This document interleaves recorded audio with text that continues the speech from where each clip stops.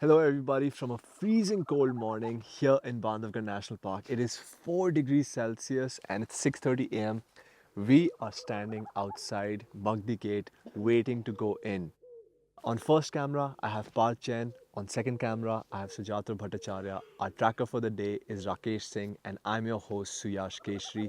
Thank you so much for joining on this virtual safari experience. Our hospitality partner for the series is Bagdola and our equipment partner is Sony.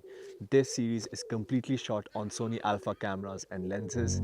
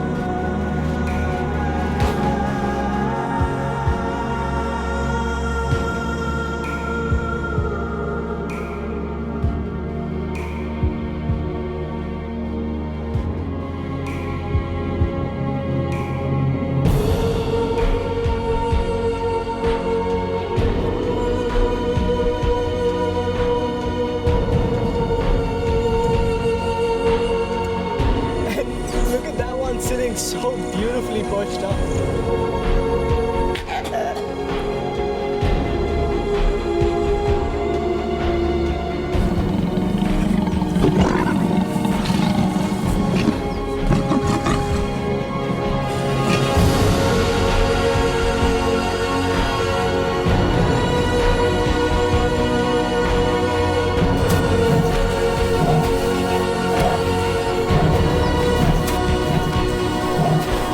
Oh my god, what? No way.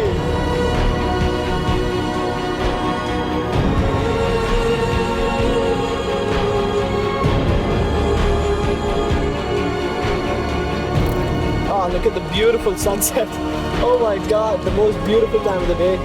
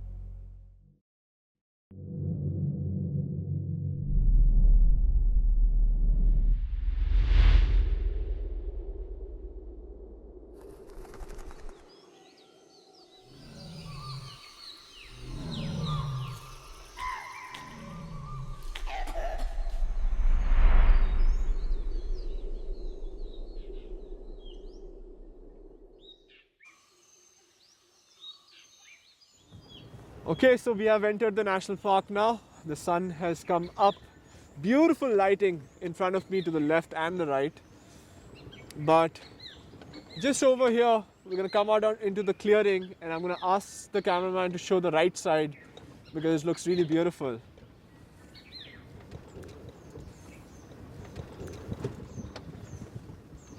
You can see that hill over here. That's Bandhani, the sister plateau. Bandhavgarh being the brother plateau. That is Bandhani. And the canopy is quite high, so you hardly get a look of it. But still, very beautiful nonetheless. So no tracks so far. We've driven quite a bit, but no tracks so far. And we're entering into an area which belongs to the female known as Sehra female and Buffer Wali. So here's one of the forest guards. Good morning. कैसे हो? ठीक? नहीं अभी तो कुछ नहीं. ऐसे पूरा मार लिए. बस पगमार्क से है.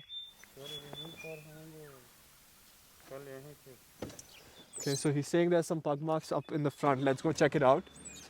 So he's one of the forest patrolling guards, and these are the true protectors of the forest. Salute to all of them because they work tirelessly and they're not allowed to be armed. So they really risk their lives. They're on a bicycle or walking and patrolling the area, making sure that there are no poachers entering the area, or if there's an animal in distress, then the emergency rescue team is being called. So he said there's some pug marks on this road, so I'm just going to check that. The sun to the right is very pretty.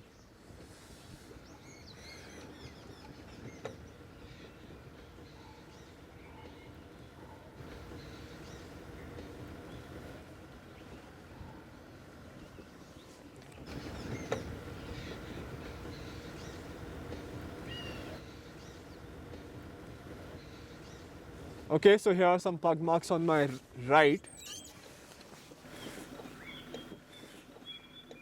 Yeah, so let me show you a clearer one. Yeah, this looks like a female. This could be the Sahara female, and they're going in the front. But they're not very fresh. And the reason I say that is because you see there's some deer hoof marks here as well. And there's some leaves and twigs that have fallen on top of the tracks. And they're not as clear. The tracks of the vehicle are clearer. There's a vehicle behind me, so I'm just going to park up front. Or let's just follow these pug marks for a little bit and then see where they lead. And then I'm just going to park and try listening for some alarm calls.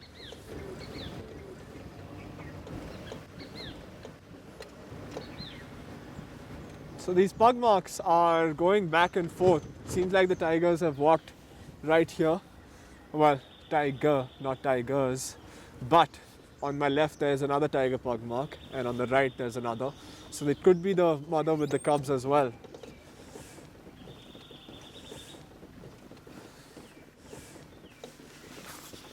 You see, these pug marks are coming back, and the pug marks on my left are going straight. I'll just show you the pug marks on the left as well. So you see these are going straight and those ones are coming back. So that means clearly the tigers have walked around here. So the Sahara female has 4 cubs. They're almost at the age of sub-adults now.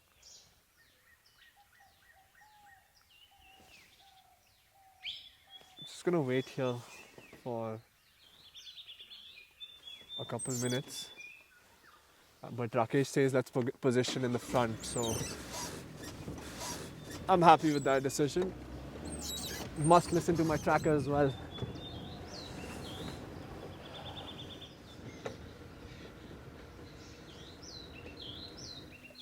Just park here and listen to some calls.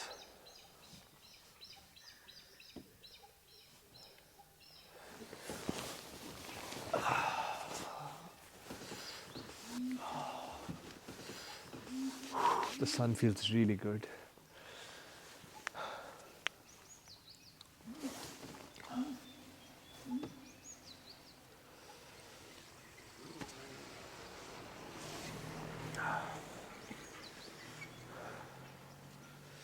Seems like people want to just keep going. So, interesting thing about the Sahara female, the first award I won was the Nature's Best Photography Asia Award back in 2015, and that was actually for a photo of this female when she was just about 5.5, 6 months old, and I'll show you guys the photograph right now. Nowadays, photos of tiger cubs at that age are pretty frequent and not as rare, but back then it was very rare to get a nice eye contact of a tiger at that age looking at you. So I think that's when the storytelling of that image, the eye-to-eye contact of that image, and the fact that the tigers was at such a tender age really captured people's imagination, really captured the jury's imagination, and I think that's why I won the award. But why exactly I won the award, of course, the jury members will be able to say. Oh. Alarm call. Alarm call.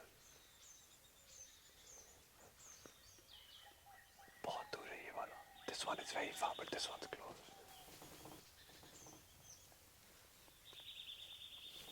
And Sarah female's mother is the legendary Patiha female. She was one of the most beautiful tigresses here and quite dominant. And Patiha female is also the mother of Spotty and Dotty, but Spotty and Dotty were from first litter, but Sarah female and Dabadole female are from the second litter. There was also a male, but sadly that male went missing and we have never seen him since then. I think he went missing when he was about a year and a half or 2 years old.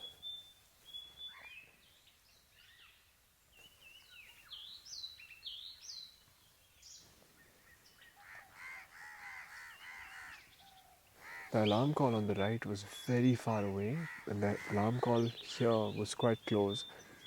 But you can also hear a lot of commotion between the crows.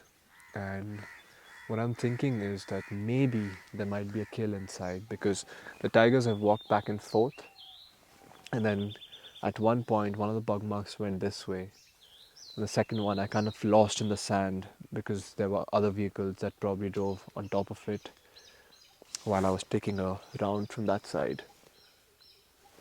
So my guess would be that there's probably a kill on this side. But if there's a kill, it's exciting for the tigers, but not so much for us because then the tigers will not be moving. They're just going to be staying put. But we're going to give it a couple minutes and then decide, maybe go forward.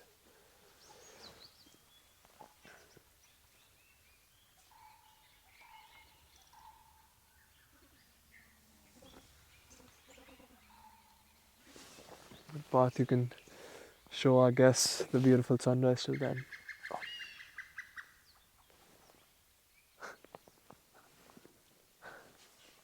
That was the distress call of a spur fowl. Something clearly disturbed it.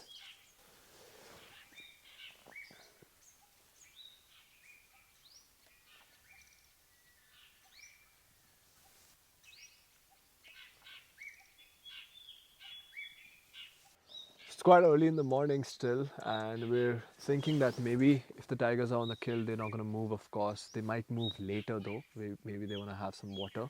So right now we're going to continue on. We're going to check the area of Dotty's subadults where Bhuri and Fighter Girl lives. We're going to also check the area for Joby male, Jamhol male, and then come back towards this area a little later in the morning. So off we go. Oh, sorry.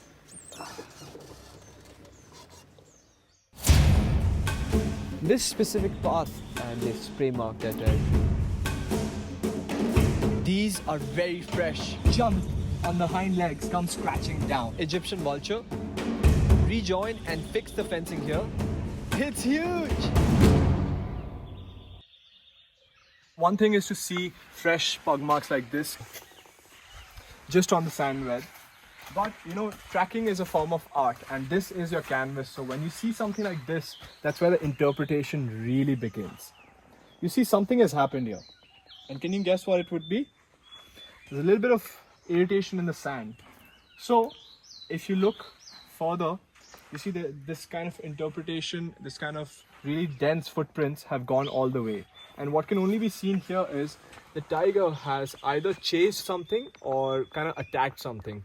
Because it's gone really deep here. This pug mark is not as deep, but if you see this pug mark and here right next to me, it's gone really deep. So the tiger probably has gone like this. So you see, if I'm standing like this, my footprints are like that. But if I run, then my footprints go into the sand. So that's what tiger has done. Sorry. So if you see here, come closer. All the way here, here, right here. And keeps going on and on. So if any of you remember episode 6, then you will remember this road, but only very few people will be able to recognize what happened here. And I'll give you a moment to think. Do you remember this path? Do you remember this fallen log on the right? This fallen log. And that tree, the mahua tree right here. So in case you don't remember it, this is where we got a beautiful sighting. At the very beginning of the episode, we hadn't even started rolling, a beautiful sighting of none other than our king Bajrang. And we're gonna play that out for you in just a second, but I'll just recount that moment. What happened was we had entered the park and we decided we're gonna do our intro at Sera, which is this beautiful grassland. But we'd just taken this turn and it was quite misty in the morning. At a distance between the two trees, I saw like an animal moving, and I was like, that deer is moving in a very awkward manner. And suddenly I was like, oh my god, tiger, tiger, tiger. And I told Himanshu at that time, why don't you get the camera? He put on the camera and Bajrang is walking straight towards me. At that point of time, we didn't even recognize it was Bajrang. I only recognized it a little later down the episode, once I was looking through the binoculars, could see his stripe patterns. But it was really funny because that's how the episode began, with me backing the vehicle, introducing myself and saying there's a tiger walking right in front of us. Good moments, good times. So here you go, we're gonna play that video for you guys.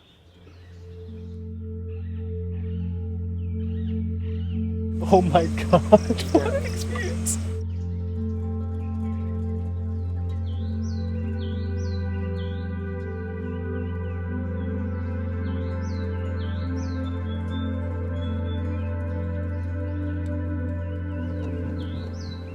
So if you see on the right is a lot of fencing, and specifically the fencing in front of me you see is completely bent right here, and that's because tigers come in and out of these fencing, and so do sloth bears and leopards. But this fencing was made because on the right side is the buffer zone and on the left side is a core zone. In buffer zones you have limited human activity permitted, such as cutting of fallen trees, collecting of grass, fruits, berries. But in the core zone, there's no human activity permitted besides tourism. So they want to stop people from coming in, but also cattle from coming in. But that doesn't stop tigers and other wild animals from going out. And you see a lot of the fences is just completely bent. And there was a very funny incident that happened once. I had seen Jamhol, a beautiful male tiger, on the other side of this fence, and I was waiting here thinking that the tiger will jump the fence and come in, but Jamhol, oh my god, he's a lazy guy. He did not jump the fence. Instead, he removed a log on the bottom of the fence and then climbed from underneath the fence. And I have a photo of him, so I'm just going to show you guys. He's a very, very cheeky guy. And that moment happened right around here. In front of me, you see this is a log, and on the other side is a fence. So this log, there was also a log on the other side of the fence, and he removed this log with his foot, climbed underneath the fence, and then came back onto the reserve. Oh, sorry.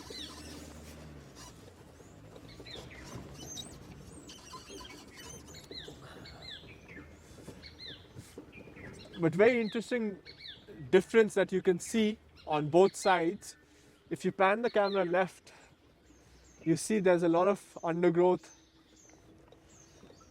There's a lot of undergrowth.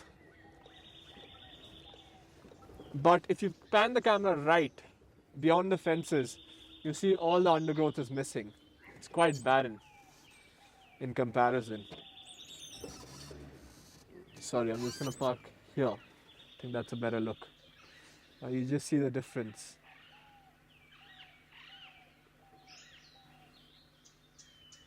Okay. And that's again because this side is fully protected and on the right receives only a little bit of protection.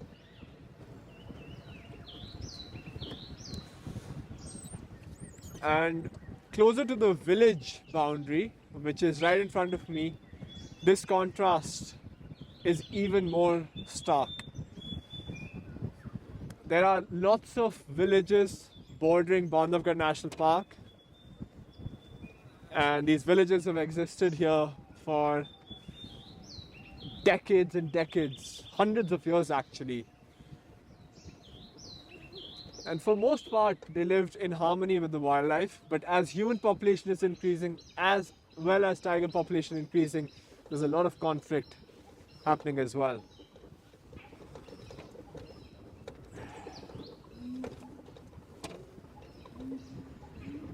So now you'll see the stark contrast on the right side. When the bamboo ends, there's just complete farmlands. And people think of conflict, they often think of predators going into human habitation and coming into conflict with humans. But actually, the conflict often begins with herbivores going into the farmlands and eating the crops. I'm just trying to look for a gap in the fencing where I can show you the farmlands properly. I think this will be fine. Yeah, right, that's the gap if you zoom in. So those are the village farmlands. The forest is completely decimated on the other sides. It's a tricky balance. You know, you have to balance the needs of human population with the need to conserve wildlife and wild places such as this. People have equal rights to life and livelihood.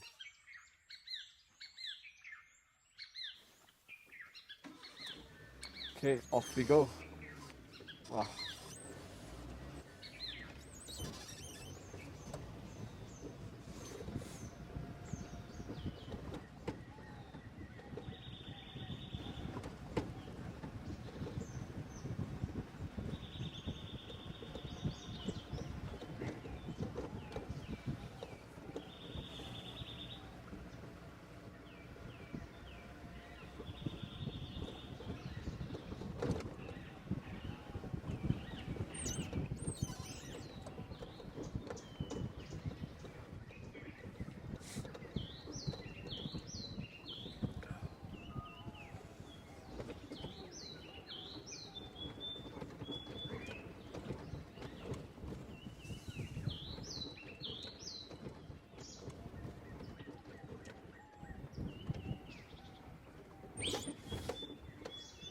Really tall grass. This is what we call the elephant grass. And as the name suggests, it can hide an entire elephant. But this grass is not as dense right now. But in Chakradhara, oh, there's some pug marks. Here on the left, part if you pan the camera and see on the left side, there's some pug marks. Seems to me it's of a male tiger, and this is Jamhol's territory, but they're not very fresh. They might be from last night.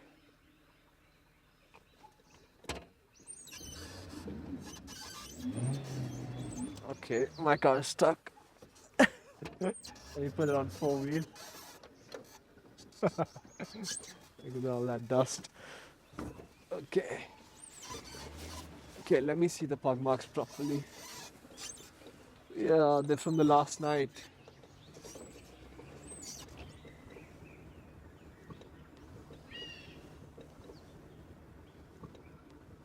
They've gone into this patch of the forest adjoining the farmlands.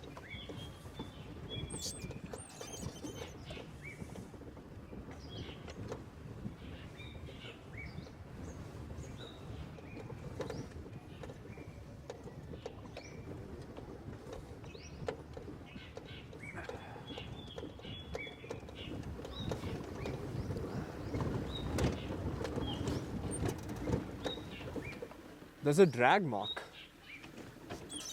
Drag mark. Sorry, Rakesh is coming into the frame. Apologies, guys. But Parth, I'm just going to position the vehicle. There's a drag mark. You see? The tiger is dragging something.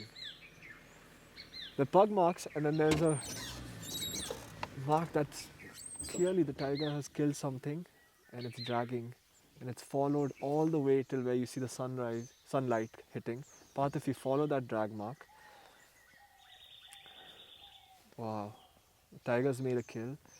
Maybe from the size of the drag mark, it looks like either a cheetal deer or a fawn of a sambar. I wouldn't say it's a fawn. I think definitely a cheetal deer.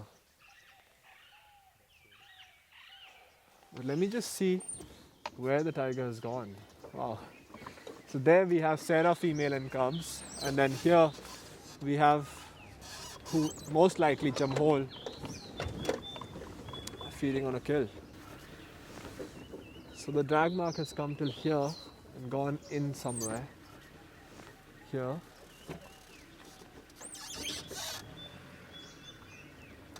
नहीं है आगे राकेश नहीं है वहीं तक आया है ये नहीं है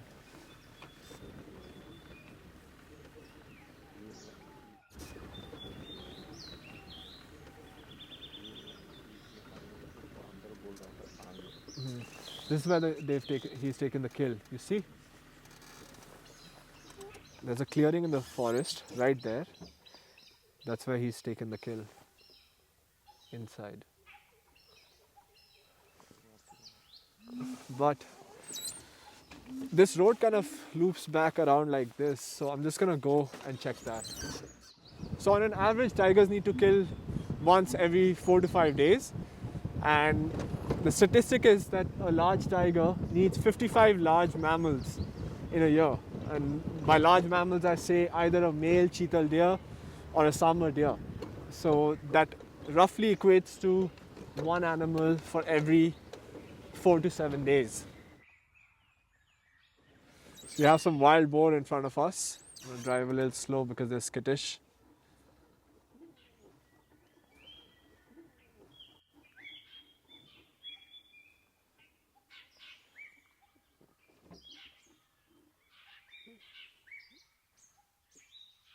They seem to be eating some kind of root. Whatever it is, they find it really tasty. That one's looking at us. Let me see if I can go a little closer since they're more comfortable now.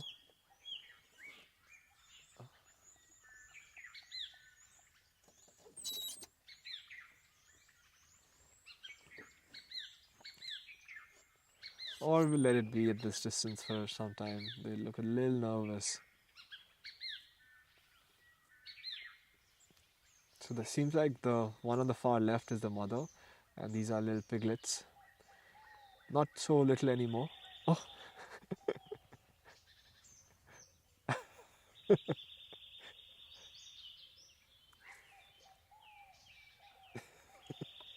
That's always very funny when one of them is skittish and then everyone else decides to start running and they don't know quite what they're running from. Let me see if I can go up till that turning and take a closer look at them. If they would let me, that is.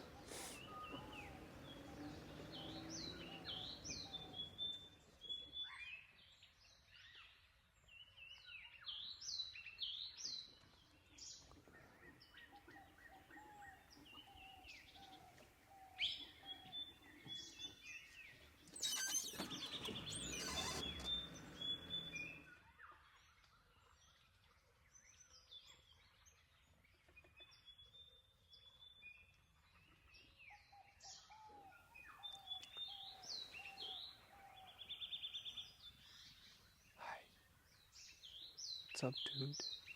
What are you eating? Oh. A little bit of a tussle going on there. But what I'm going to do is I'm going to actually take the car a little to the left, so maybe they are on our right, okay?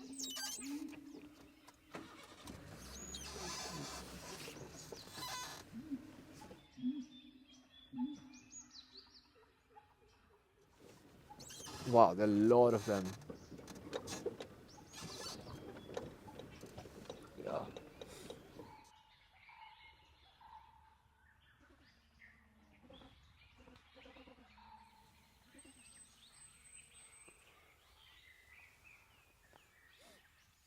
So the green grass that you see almost looks like palm. That's chendi.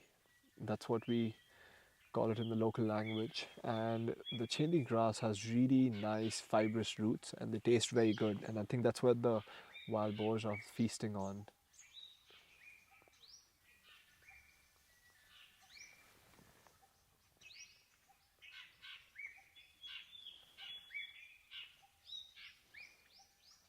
This guy might come out into the open.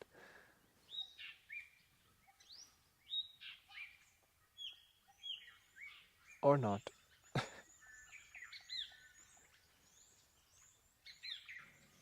So now remember, wild boars are omnivores, which means they eat anything that a herbivore would eat, but they would also feast on insects and meat if they can find. And this guy going underneath the logs is either feasting at roots or maybe he's found some insects that he's munching on.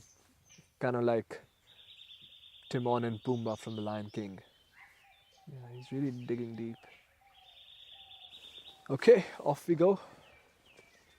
So wild boars and piglets, since they were there, I'll just tell you a little bit about their gestation period and birth cycle. So, typically they live in large groups, which are called a sounder of wild boars, and they have a gestation period of about 4 months. And after that, up to 12 piglets could be born.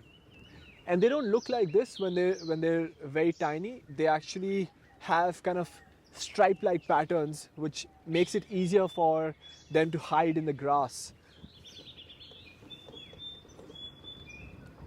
And you can imagine how difficult it is for the mother to take care of 12 piglets.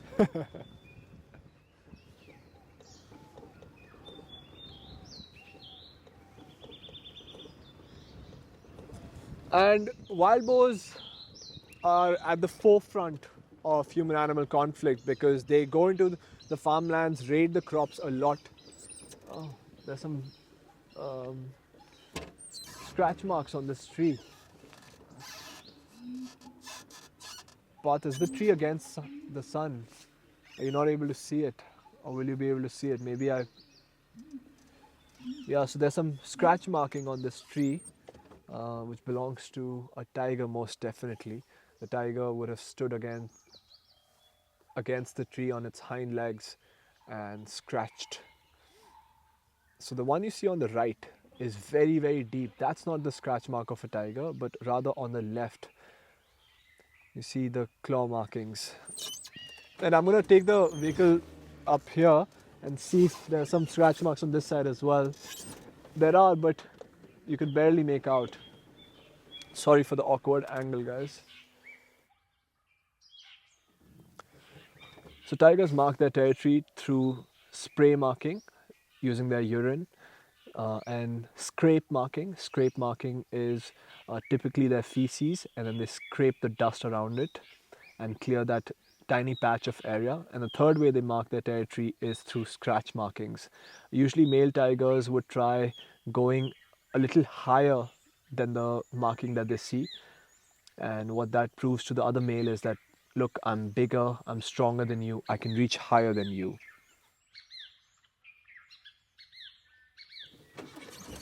And of course, females do the same. You can hear parakeets, but they're really far up. Let me try taking a look.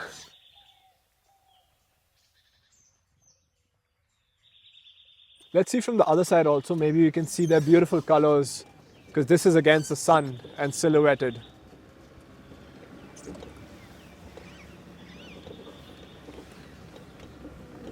Yeah. I'm just going to turn the vehicle because it's going to be easier path to maneuver the camera. Just bear with me.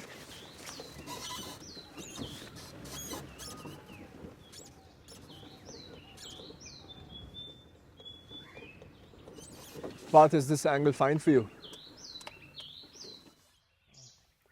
So from this side the light is better, and let's take a closer look at them from our second camera. You see one of them is going into the hole, which is its roost, and most likely the chicks inside, And I want to correct myself actually, these are not rose ring parakeets, these are actually Alexandrian parakeets. Earlier on, they were against the light, so I couldn't see them exactly, but now I can see their markings pretty well. They have a patch of orange in the shoulder, which gives it away that they are Alexandrian parakeets instead of rose ring parakeets. Oh, okay, this one. So, of the three species of parakeets that you see in central India, Alexandrian parakeets are in fact the largest. They are almost 52 centimeters compared to the rose ring parakeets, which are just 43 centimeters, and plum headed parakeets about 30 to 35 centimeters.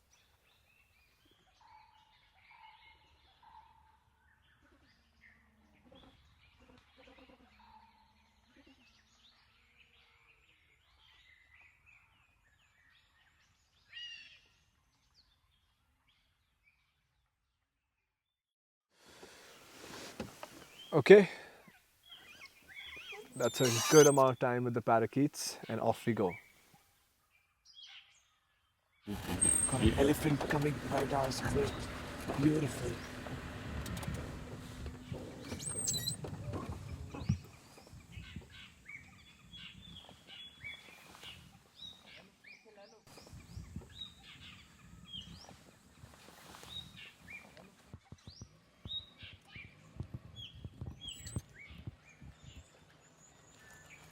है ना जगह उस तरफ लकड़ी की It's beautiful. Look how gorgeous that is.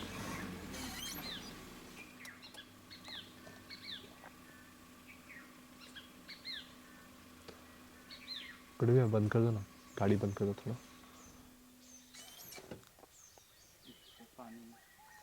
The elephant is thinking whether it should go into the water or continue walking towards us. It's a little confused. It looks very beautiful.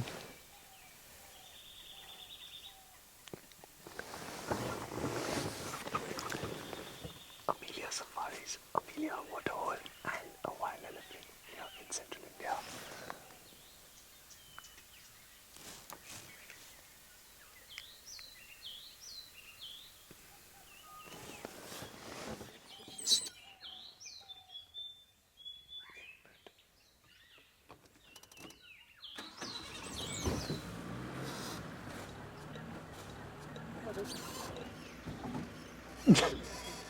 आजा आजा आजा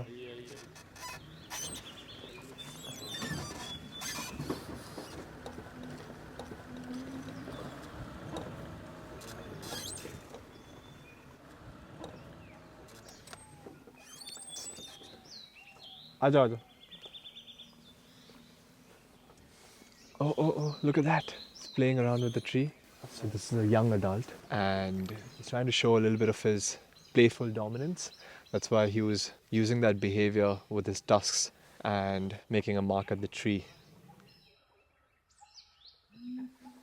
Elephant is very playful this morning and he's scratching himself against a sal tree. Nice little scratch. Feels good.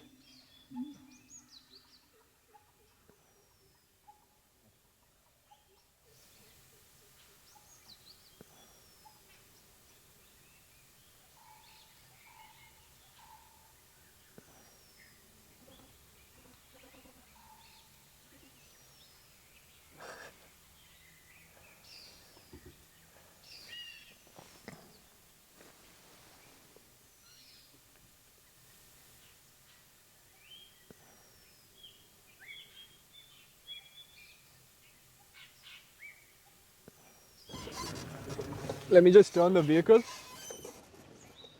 Sorry for the bumps, everybody.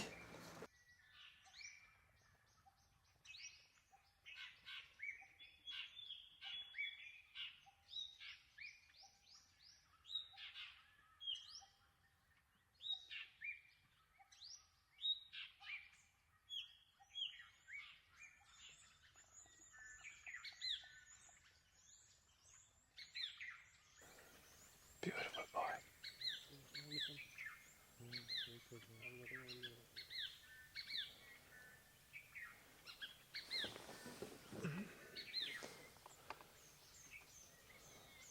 I'm gonna move forward a little bit.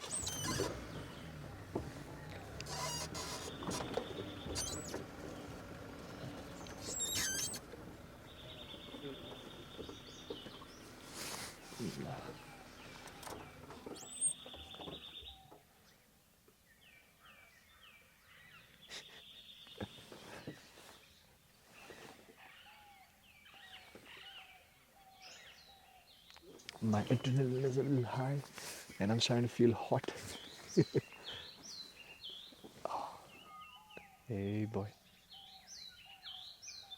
Okay, beautiful. Look at that, guys. Look at that.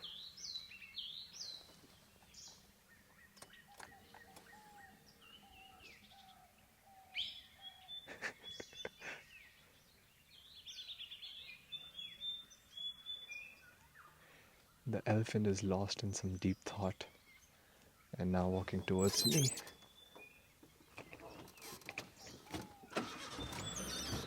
Okay, I'm gonna give it some space.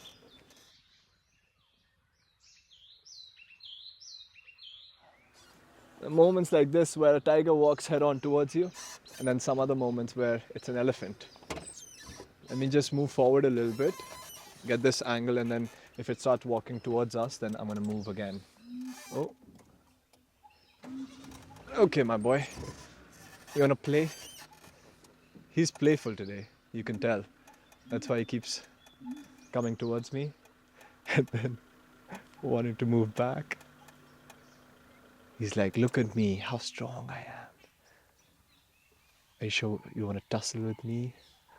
I want to break this sal tree and you can't do anything. What a beautiful and tender moment though. Oh.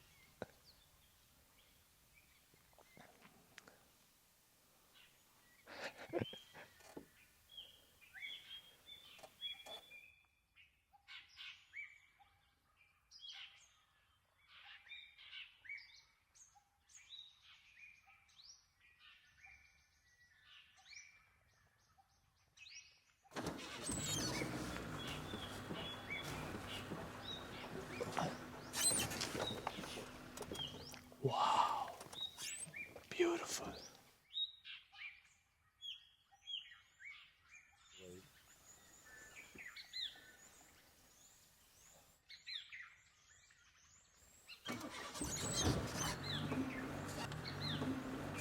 I'm gonna go back a little more, give it some more space.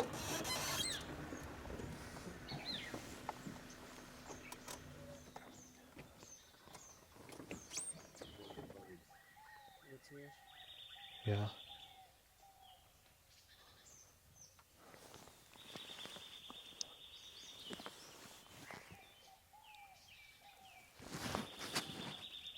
So in moments like these, it's very crucial to notice the animal behavior. As you see, the elephant is very relaxed. There's no signs of aggression. It's enjoying its feed. It's enjoying the bamboo. It's playing around. It's in a very playful mood. But the thing with elephants, especially lone bulls like this at adolescent age, they always want to throw around their weight. And at any moment, it can turn into something which is not exactly very aggressive, but that pushing that play a little too far. And that's why you have to be very careful and give it space so that you don't allow it to play with you. You allow it to play with the environment. The minute you allow it to play with you, that's when troubles happen. Let's just imagine one of us trying to rock around this vehicle. It won't do much damage. But if an elephant tries doing that, it's going to create a lot of damage. And of course, we're going to be collateral damage along with the vehicle as well.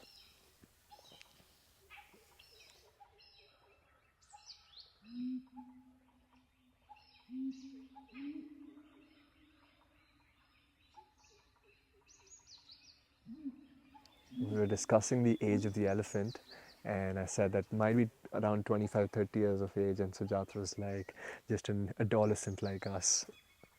Not an adolescent. Why did I say adolescent? Adolescent would be. Oh, alarm call.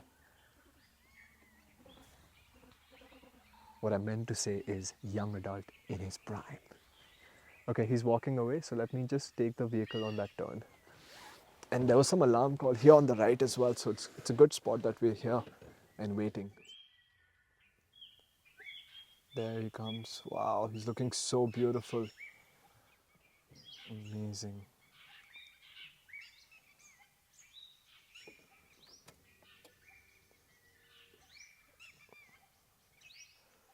Now you see he's walking with a sense of purpose, and there's a little bit of mischief in his body.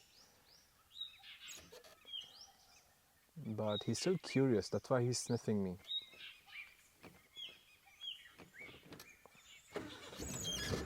I'm just gonna slowly reverse and keep my vehicle on. Now remember, if these elephants were completely used to vehicles, I would not need to do this, but these guys are not fully used to vehicles.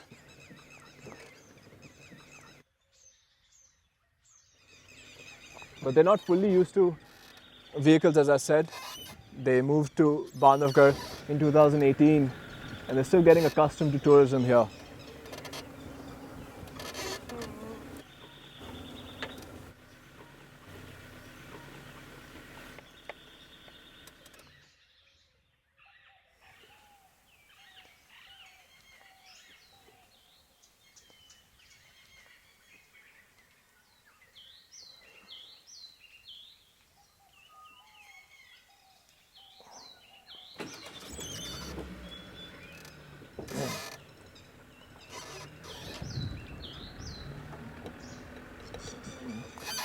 Animal behavior, body language is so important. Animals really speak to you. They let you know if they're uncomfortable, they let you know if they want to play around, but we must ensure that we don't propagate either.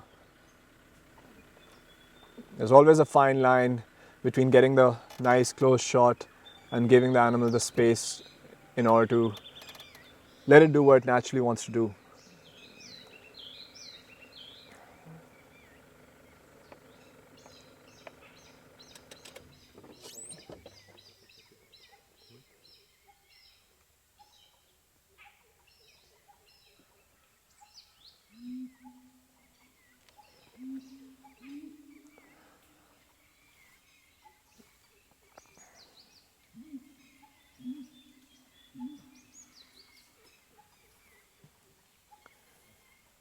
Cheeky guy. He's trying to hide behind the bamboo, thinking that I can't see him.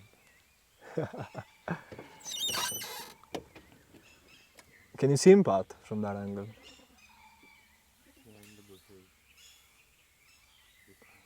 Yeah, he's coming this way.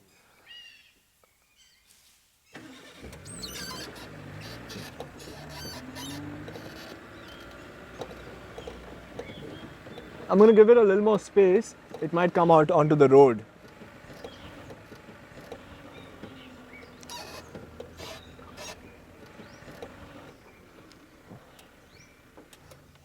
So yeah, he's just on that bamboo right here. You can't really see him, but once he comes onto the road, it'll be a nice view. Yeah, there. Okay.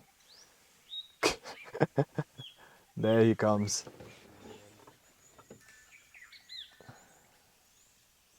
Hello, my boy. How are you?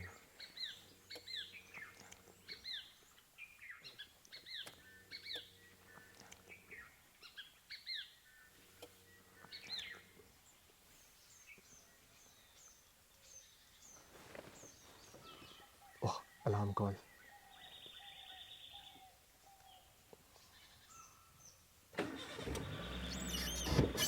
Hey.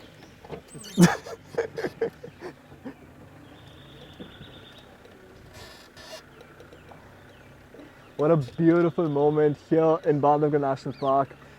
We're right next to the Ameliya waterhole and we have a wild elephant walking straight towards us, and we're ensuring that we give it enough space in order to let it do what it naturally wants to do. It's eating something, so I'm just gonna go up here.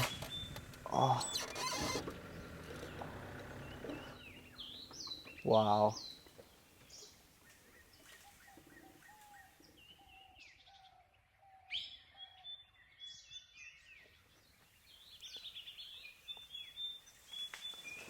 Absolutely incredible. Now, elephants are not native to Bandhavgarh National Park. They came here in 2018 from a state called Odisha. From Odisha, they moved to Chhattisgarh, where both the states, their habitats were getting destroyed.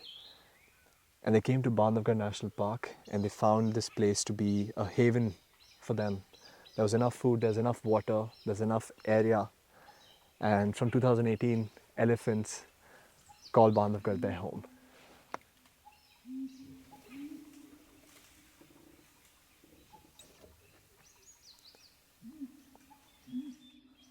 मज़ा आ गया यार elephants के साथ. मेरे को भी बहुत मज़ा आ रहा है.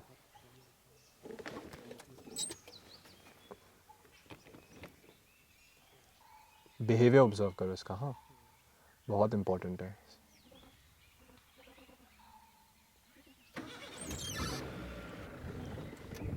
Okay, giving it some more space. See, he's very relaxed. I think he's enjoying our company as much as we're enjoying his.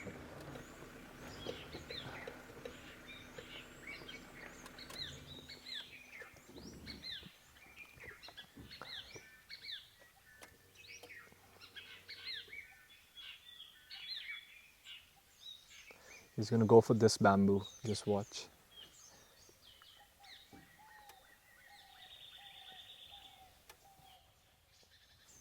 Yeah, go for it. Go for it. Go for it, boy. Yeah. So tell me, is Lawrence Anthony the real elephant whisperer or me?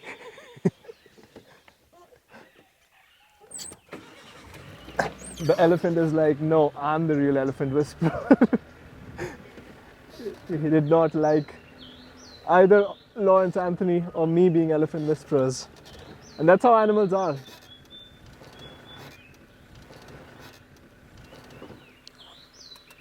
They're their own individuals. Okay, so we've decided to let the elephant go wherever it wants to go, and we'll head out towards another part of the reserve. And if you want to take a look at it, there he is one last time.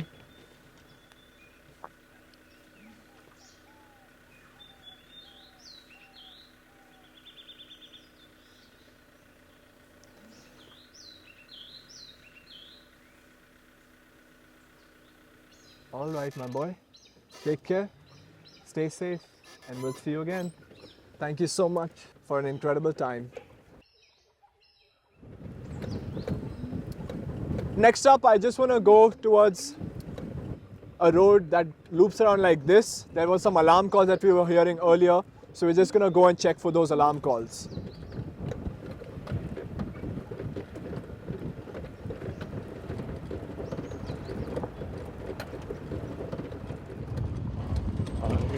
A lot of vehicles here. Let's see what all the party is about. Can you guys guess? Oh, right down. Over here. Right there.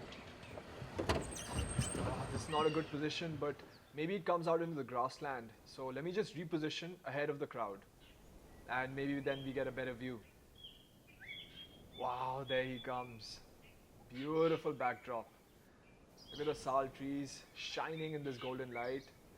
And of course, all this tall grass. Let me reposition again. Okay, as I'm seeing through the binoculars, it looks like the subadult male of the Siddh Baba female. And he's gone into this bush area, and those are dudhi bushes. Dudhi means milky, and that's because if you break the sap, milky liquid comes out.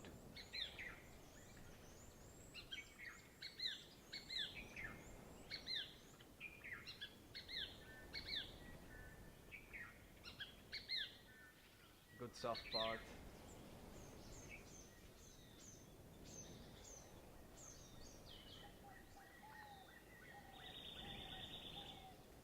Look at that stunning coat. It's definitely going to be a big male.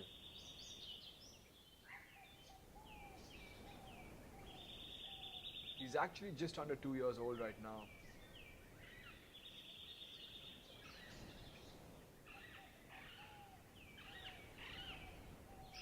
Okay, we might be switching around cameras to show you like a close angle and a wide angle as well.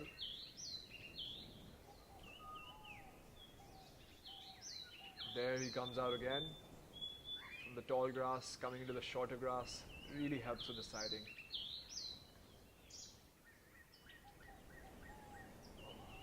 A little bit of an eye contact.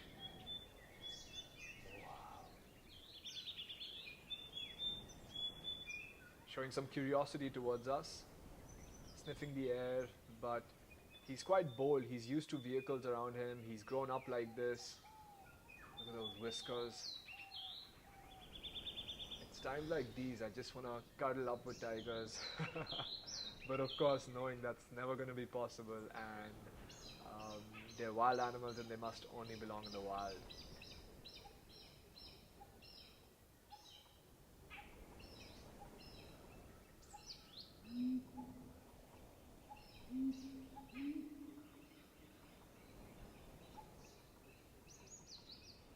Okay, he's going into these bushes. Let me reposition again.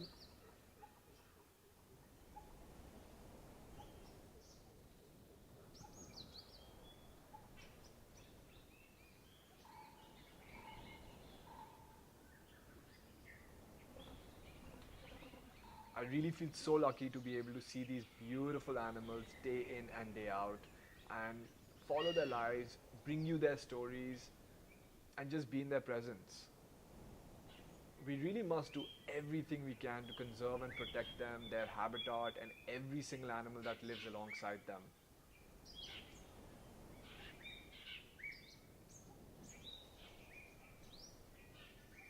So he's entering this beautiful patch of forest. You see a lot of sal trees, you see jamun trees, the ones with the smaller, thinner leaves. And the temperature is quite cool in there, so I wonder if he sits down and relaxes or goes towards that hill in the front and then finds a resting spot over there. We'll just have to wait and see.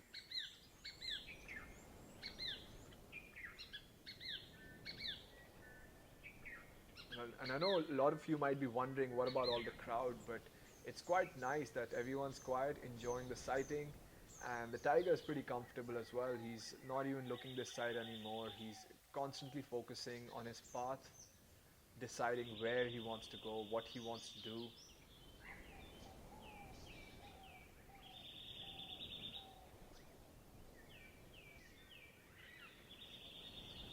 You know, people from all over the world, all across India have come just to see this beautiful animal. So they of course deserve, every single one actually deserves a sighting like this.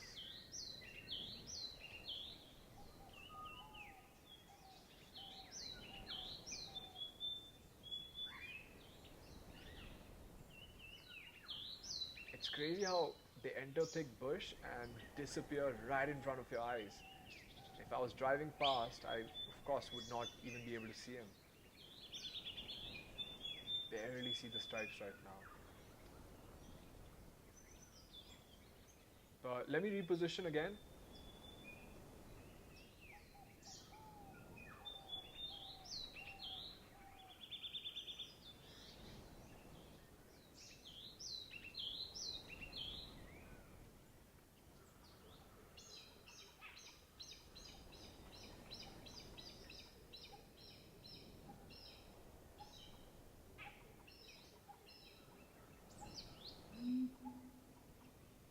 He might come out onto this clearing, so get ready, guys. Yeah, there he is. Yeah, so he's gonna climb the hill, and that moment of pause there felt like a farewell. Like, you know, see you again.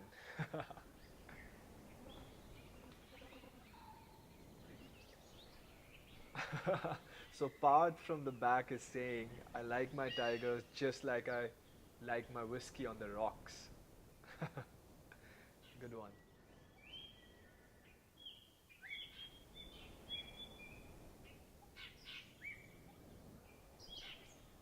He's constantly sniffing the rocks. Maybe another tiger has passed through there. But notice how he's not scent marking yet. He does not want to assert his dominance. His father Bajrang still roams around in this area, and it's his area, his territory. All right. He's going up that hill. I don't know if he's going to come back down, but that was an incredible sighting. I think the lighting was so beautiful. And it's just really great to be able to follow the lives of so many tigers in this park. You know, I've known this cub since he was just about 4.5, 5 months old, and he's growing up to be a very beautiful adult. He's still at that. Some alarm call? No, that's a peacock. My bad. Thought I heard alarm calls. But he's still at that age where he's a little confused about his area, where to go. That's why he's still sticking around to the mother's territory. But I would say maybe in 6 months to 1 year, he'll start exploring and venturing beyond the tiger, beyond his mother's territory, and that's going to be an exciting one to follow. So this tiger, his father is Bajrang, and his mother is the Siddh Baba female, also known as Chakadhara Bachi. We're just going to show you a photo of both of them. Once again, you're watching Tiger Safari, and I'm your host Suyash Keshri. On first camera, we had Parth Jain. On second camera, Sujatro Bhattacharyya, and our tracker for the day was Rakesh Singh. We're coming to you from Bandhavgarh National Park, and this is our evening drive. And it's time for me to say bye bye, good night, and thank you so much once again for watching this. Take care, see you next time.